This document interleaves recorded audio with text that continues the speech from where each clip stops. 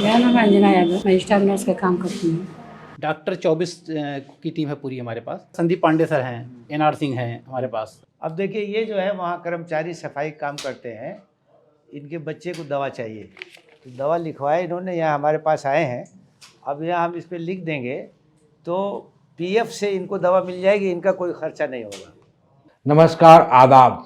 मैं सुशील the field के made in India के डॉक्यूमेंट्री सीरीज में आपका तहे दिल से स्वागत है।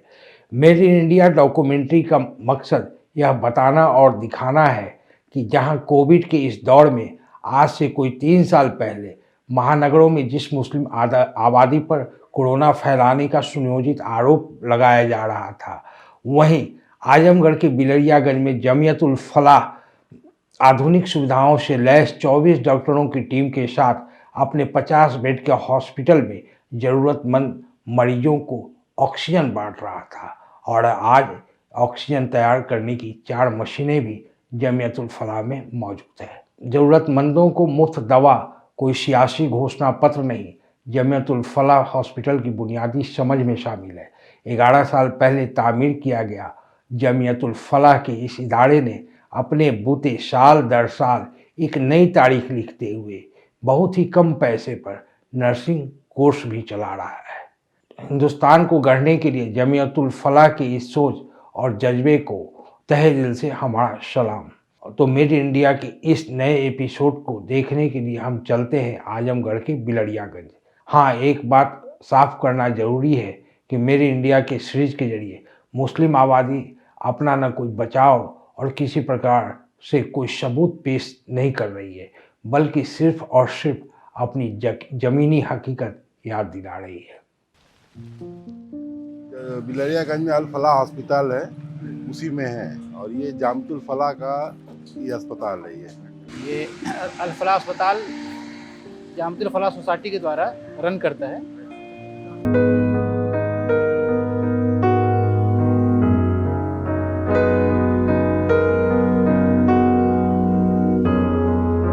ये 4 अप्रैल 2011 में इसका इनाग्रेशन हुआ, तब से 11 साल हो गया और ये उस वक्त से काम कर रहा है। ये दिमाग में बात आई कि चूँकि फलाह मदरसा है, ये एक हॉस्पिटल खोल लेगा। चूँकि हमारा जो इलाका है देहात का इलाका है और इलाज मुआवजे की सहूलतें कम हैं, तो हम ये देख रहे थे कि यहाँ इमरजेंसी में कोई ज़रूरत पड़ती है, रात बिरात कोई बीमार हो जाता है तो उनको जो है आजमगढ़ भाग के जाना पड़ता है, लेके जाना पड़ता है।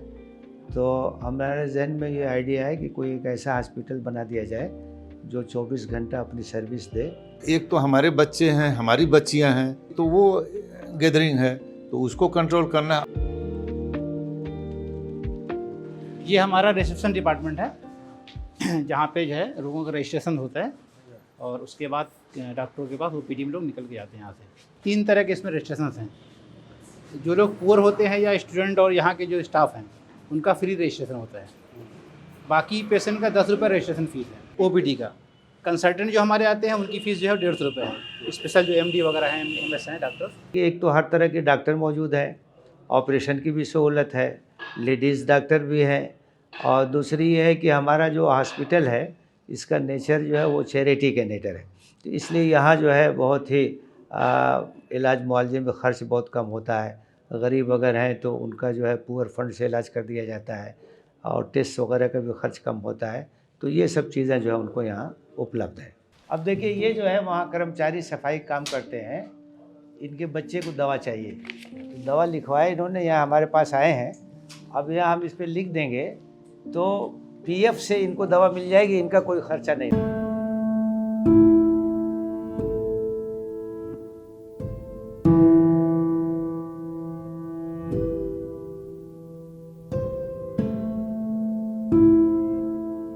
मेरा नाम है अंजना यादव, मैं स्टाफ नर्स का काम करती हूँ।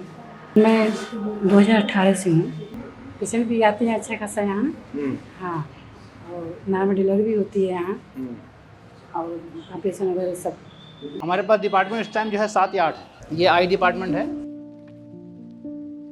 में डॉक्टर एनआर सिंह है, ये एनटी के डॉक्टर, और साथ में तारिक शमशाद साहब जो हमारे एमएस हैं, ये ओपीडी भी करते हैं, सर्जरी भी इन्हीं के जरिए होती है। ये हमारा एक्सरे डिपार्टमेंट है। उमूमन यहाँ जो है वो 250 रुपये चार्ज रखते हैं जनरल वार्ड है, इसमें पेशेंट जो है वो एडमिट किए जाते हैं।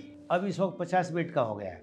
बेड साइड ऑक्सीजन सुविधा है, उसके अलावा भी ऑक्सीजन लगा रखा है। कोविड में बहुत ज़्यादा था, तो जितना भी हम लोग कर सकते थे अपने बेड के अंदर, उसमें हमने उस वक्त ऑक्सीजन पूरी प्रोवाइड किया। उसके अलावा सिलेंडर्स रखे थे, और हमने ये भी कोशिश की थी कि आसपास के जो घरों में पेशेंट रह जाते हैं उनको भी हमने यहाँ से ऑक्सीजन प्रोवाइड किया। ऑक्सीजन की कोई कमी नहीं ऑक्सीजन कमी नहीं होने दिया। घर पे लोग ले गए, वहाँ लगा कर रखा, जहाँ जो बेड साइड पेशेंट थे वो यहाँ रखा। इस तरह करके जो भी कर सकते थे। जितना कोविड पीरियड रहा उसमें ये अस्पताल एक भी दिन बंद नहीं रहा। 1 घंटे के लिए बंद नहीं हुआ। कोविड के लिए 20 बेड और रखा था, जो सिर्फ कोविड पेशेंट के लिए रखा था। जिनको फैसिलिटीज़ नहीं मिल पाती थी या वहाँ बेड खाली नहीं होता था, तो हम लोग कोशिश ये करते थे कि पहले हम लोग उसको प्रोवाइड करें, कि जैसे गवर्नमेंट में खाली होता था वहाँ हम लोग नंबर लगा रखते थे, फिर वहाँ पे वो ले लेते थे, क्योंकि वहाँ बहुत ज़्यादा ओवरलोड था। इस वजह से उसको हम लोगों ने इस तरह से मैनेज किया है। पूरी तैयारी। ऑक्सीजन जनरेशन वाला जो हमारे पास एक मशीन होती है, वो 2-3 हमने खरीदी थी, तो वो खुद एटमॉस्फेयर से ऑक्सीजन लेकर के तैयार करता था, तो उसकी वजह से भी बहुत लोगों को हेल्प होती थी उसमें। बेड चार्जेस जो है वो यहाँ पे सिर्फ 200 रुपये है। 24 आवर फैसिलिटी देने के लिए 100 रुपये है, कोई विजिट चार्ज नहीं है। बस ये 300 रुपये पर डे उसका चार्ज है। ये ड्रेसिंग रूम है, नेबुलाइजेशन वगैरह इमरजेंसी में जो है।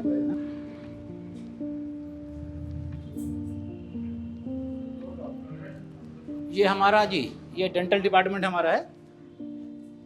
रजिस्ट्रेशन फीस सिर्फ 10 रुपये उनकी है, बाकी RCT वगैरह जो है बाहर से कम 50% डिस्काउंट पे है। यहाँ फिजियोथेरेपी रिहैबिलिटेशन सेंटर है, सिकाई वगैरह है, एक्सरसाइज है। फीमेल डॉक्टर फीमेल नर्सेस के ज़रिए यहाँ पूरा मुकम्मल करते हैं। नर्सेस हमारे पास 10 नर्सेस हैं इस वक्त काम कर रही हैं। डॉक्टर 24 की टीम है पूरी हमारे पास, कंसल्टेंट वगैरह मिला करके। परमानेंट जो डॉक्टर हैं वो 5 हैं, जो 24 आवर रहते हैं, बाकी कंसल्टेंट बेस पे हमारे पास। आपने देखा संदीप पांडे सर हैं, NR सिंह हैं हमारे पास। यहाँ पे ज़्यादातर हम लोग फीमेल पेशेंट रखते हैं। ऊपर का जो पूरा वार्ड है वो फीमेल के लिए रखा है। इसमें गायनी सर्जरी जो भी होगा उसमें फीमेल पेशेंट ही रहते हैं, इससे थोड़ा सिक्योरिटी उनको प्रोवाइड हो सके। OT है, लेप्रोस्कोपी भी इसके अंदर होती है हमारी। किस किस चीज़ का हो जाता है? General surgery complete. हमारे यहाँ ऐसा इंतज़ाम है कि एलोपैथ भी है, और हमारे यहाँ इसके साथ साथ जो है होम्योपैथ का भी नज़म है, आयुर्वेदिक दवाएं भी देते हैं, और हमारे यहाँ BOMS डॉक्टर्स हैं तो यूनानी दवाएं भी उसका भी इस्तेमाल करते हैं, हमदर्द की दवाएं और चीज़ें। तो इस तरह से मुख्तलिफ़ चीज़ें होने की वजह से कई ऑप्शन रहते हैं, तो लोगों को फ़ायदा होता है, तो उसकी वजह से आसपास से दूर से भी लोग आते हैं यहाँ। हमारे यहाँ एलोपैथिक है, आयुर्वेद है, यूनानी है। 10% डिस्काउंट, स्टाफ को 20% डिस्काउंट दे देते हैं। शुरू में इब्तिदा में ये था कि ये 6 महीने के एक सर्टिफिकेट कोर्स है, बहुत सी हमारी बच्चियां हैं वो सीख लेंगी, इसका आगाज़ कर दिया गया है।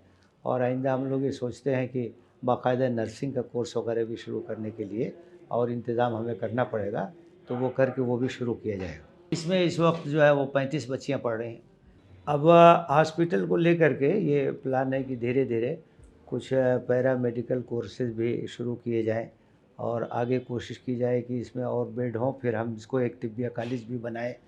तो एक कोर्स तो शुरू हो चुका है जो असिस्टेंट नर्सिंग का है, आगे जो है लैब टेक्नीशियन वगैरह इस तरह के जो काम है, बहुत से नौजवान हैं, महिलाएं हैं, उनके पास स्किल हो जाएगी तो वो रोज़गार से लग सकते हैं, रोज़ी रोटी से जुड़ सकते हैं। तो इस हॉस्पिटल के ज़रिए से इस तरह के कोर्सेज शुरू करने का प्रोग्राम है।